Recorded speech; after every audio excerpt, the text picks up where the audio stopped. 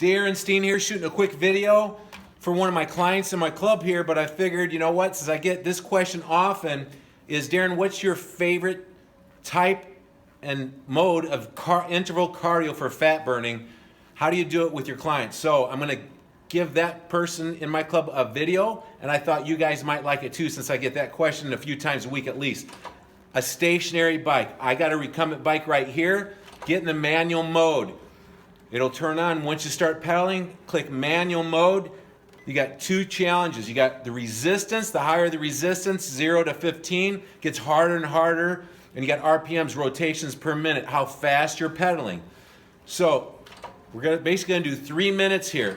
The first minute is very medium, and everybody's different, but in the comments below, the description section, I got suggestions for beginner, intermediate, and advanced.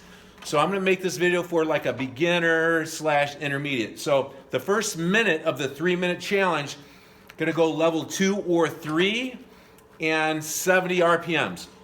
All we're gonna do is we're just gonna get the juices flowing, all right? We're gonna get our heart rate up a little bit, maybe to 60% of your max. You can definitely talk. So the second minute, once you get the first minute done, you take it up a notch.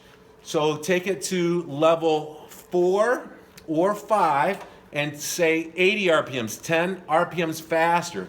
So for this minute, we keep it pretty much right there. We want to get to the point where it gets a little hard to talk. Our heart rate gets pushed up in the 70 to 80% range. I don't believe you need to take your heart rate to know. You just know it's a little bit harder. The magic happens in interval cardio for fat burning, for endorphin release, for human growth hormone production is basically 100% effort. Jack your heart rate up for 30 seconds. So this is what I find works best. The joints are protected on the stationary bike. I got the seat a little closer than normal so that it feels like a leg press movement. It's like a leg press and a sprint combined together, okay? Now once the second minute's done, then we start the third minute. The first 30 seconds, we take it up another notch. We take the RPMs up a couple notches by 10 RPMs, and we take the resistance up 1 notch or 2 notches. So we're like around 7 or 8. The numbers, suggested starting points are in the description below. Now, for that first 30 seconds of the third minute, we're really getting to the point where it's getting tough. Big muscles in the lower body are working. Feels like a leg press. It's like at the end, it's going to be a sprint. So the last 30 seconds is all out. Any research, not arguably at all. 20 seconds to 25 seconds is your max amount of time of going an all-out effort. But all we're doing is we're getting the juices flowing first with this first 2.5 minutes. This is an amazing effective cardio session. What you can do is you can do weight training 3 or 4 days a week and do 4 or 5 or 6, 4 to 8 challenges of this on the opposite day of weight training.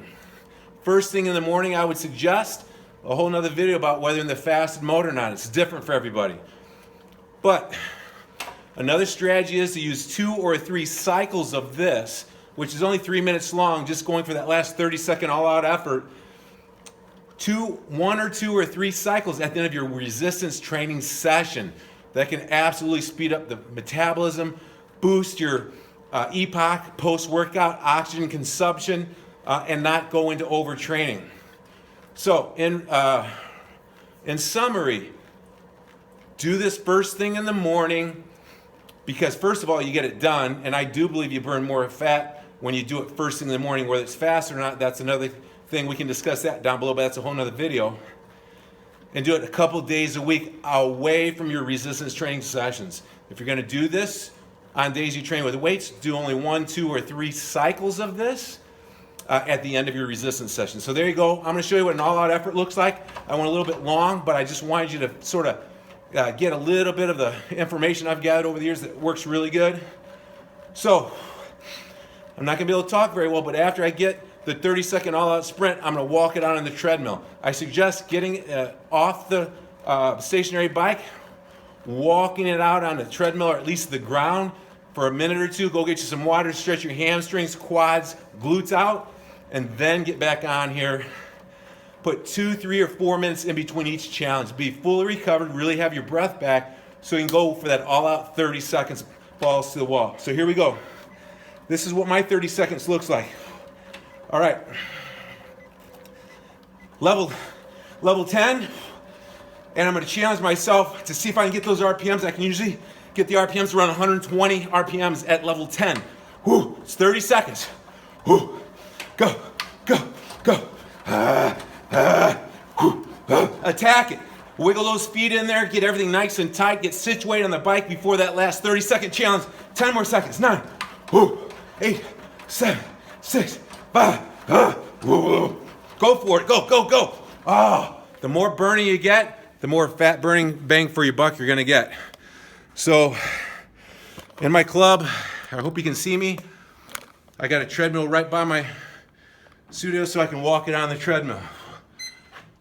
Woo! So, nice easy walk after each challenge. Starts to bring the heart rate down, get your breath back faster.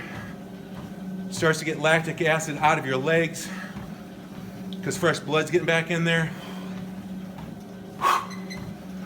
After a minute or two of this, and you just sort of feel like you can take a breath in and hold a conversation, then it's probably about time to consider getting back in the saddle and getting set up for your next 30-second all-out effort at the end of your 2.5 minute setup to knock it out of the park. So there you go. Comment below if you have any questions or concerns.